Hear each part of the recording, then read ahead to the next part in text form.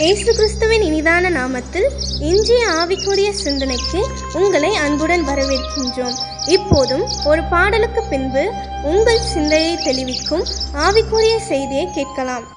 ஒளிதரும் தீபங்கள் சுடர் வீசும் தீபம் நான், கலங்கரை விளக்கை போல் இயேசுவில் ஒளி தருவோம்.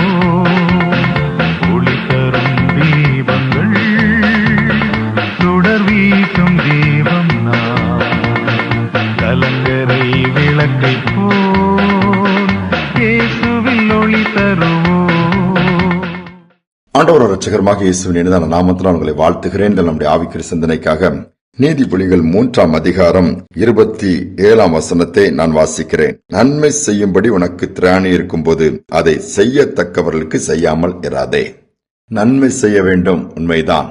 ஆனால் வேதம் சொல்கிறது அது நன்மை செய்ய திராணி இருக்கும் பொழுது யாருக்கு செய்ய வேண்டும்? அந்த கேள்வி நமக்குள் வர வேண்டும். எல்லோருக்கும் என்று சொல்லி ஆண்டவர் சொல்லவில்லை. இந்த இடம் தெளிவாக சொல்லுகிறது, செய்யத்தக்கவர்களுக்கு. அது யாருக்கு உண்மையாகவே ஜென்யூனா தேவைப்படுகிறது, அவள் தேவை இருக்கிறது, ஏமாற்றுகிறவர்களுக்கு அல்ல. அநேக நேரத்தில் தான் நம்ம தெளிவுள்ளவர்களாய், தெளிந்த புத்தி உள்ளவர்களாய் இருந்து வேதம் சொல்லுகிறது. ஏமாற்றும் பொழுது சரி அவங்க என்று சொல்லிட்டு போயிட முடியாது. நாம் செய்கிறது யாருக்கு செய்கிறோம், எப்படி செய்கிறோம், அது பயனுள்ளதாக என்று பார்க்க வேண்டும் என்றுதான் ஆண்டவர் விரும்புகிறார்.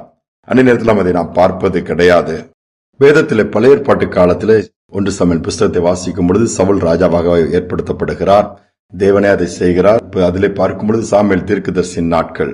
ஆனால் சவுல் எப்பொழுது ஆண்டவருடைய வார்த்தைக்கு கீழ்ப்படியாமல் பாதை மாறினாரோ, ஆண்டவருக்கு விரோதமான காரியங்களை செய்தாரோ, ஆண்டவர் துக்கப்பட வைத்தாரோ, அதற்கு பிறகு நன்மைகளை பெற்றுக் கொள்வது அவருக்கு கடினமாய் மாறிவிட்டது. சாமுவேல் தீர்க்கதரிசிட்ட போய் எவ்வளவு கெஞ்சுறாரு, ஏதாவது ஒரு விதத்தில் எனக்கு உதவி செய்யுங்க. அவர் இறங்கவே இல்லை. ஏன்? தேவனுக்கு பிரியமில்லாத காரியங்களை செய்து தேவனை விட்டு தூரமா போயிட்டீங்க. தேவனே வேதனைப்படுகிற அளவுக்கு இருக்கும்போது அதனால இறக்கப்படவே இல்லை. நீர் அதற்கான தகுதியை நீர் இழந்து விடுகிறேன் என்கிற நிலைமைக்கு போய்விட்டது. அநேக நேரத்தில் பார்க்கும்போது பொய் சொல்லி கடன் வாங்குறவங்க இருப்பாங்க. ஒருத்தர்கிட்ட மட்டும் இல்ல, நிறைய பேர்ட்ட வாங்குவாங்க. வாங்கி அதுக்கு நான் பார் அழகா வாங்கிட்டேன் பார், அவங்களை ஏமாத்திட்டேன் பார், பெருமையா பேசுகிற கூட்டங்கள் இன்னைக்கு அதிகமா இருக்குது.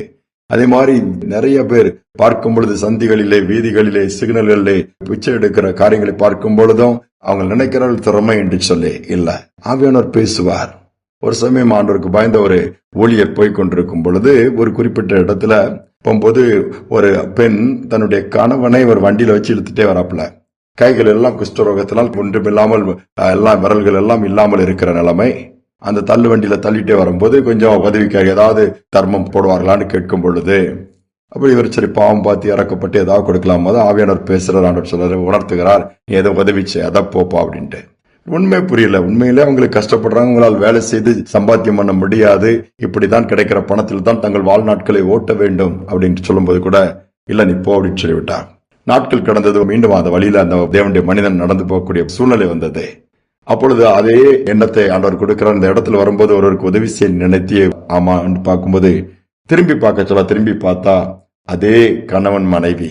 அங்க பார்க்கும்போது குடித்து வெறித்து, இவருக்கு 2 கைகளும் மொட்டையாக இருக்கிறது. ஆனாலும் அவனுடைய மனைவி கூட இருக்கிற அந்த பெண் சிகரெட்டை அதை புகைப்பிடிக்கிறத எடுத்து அவருடைய வாயில வச்சு எடுக்கிற, அவர் அதை புகையை ஊதி கொண்டு இருக்கிறார். பாருங்கள், ஏற்கனவே சரீரம் கெடுக்கப்பட்டு விட்டது, கெட்டு போய்விட்டது. மீண்டுமாய் போதையினாலும் குட்டியினாலும் சிகரெட்னாலும் கெடுத்துக் கொண்டிருக்கும் போது ஆண்டவர் உள்ளம் எவ்வளவு துக்கப்படும். அதனாலதான் நான் உதவி செய்ய வேண்டாம், நீ கடந்து போயின்னு சொன்னேன்னு சொல்லுகிறார்.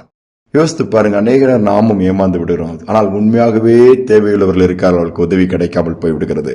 உண்மையாகவே கஷ்டப்படுகிறவர்கள் இருக்கார்கள், அவர்களுக்கு எந்த விதத்திலும் நன்மை உண்டாகாமல் போய்விடுகிறது. இன்றைக்கு நாம பாப்போம், ஆண்டவர்கிட்ட கேட்போம், ஆண்டவரே நன்மை செய்ய எங்களை உண்டாக்கி இருக்கிறீங்க. நன்மை செய்கிறவன் தேவனால் உண்டாயிருக்கிறான். நன்மை செய்யணும்னு சொல்றார், செய்யாவிட்டால் பாவம் என்று வேதம் சொல்கிறார். ஆனால் யாருக்கு? அதை பெற்றுக்கொள்ள தகுதியுள்ளவர்களுக்கு, அவர்களுக்கு பார்த்து செய்யக்கூடிய கிருபையை கர்த்தர் கொடுக்க நம்ம கேட்போம்.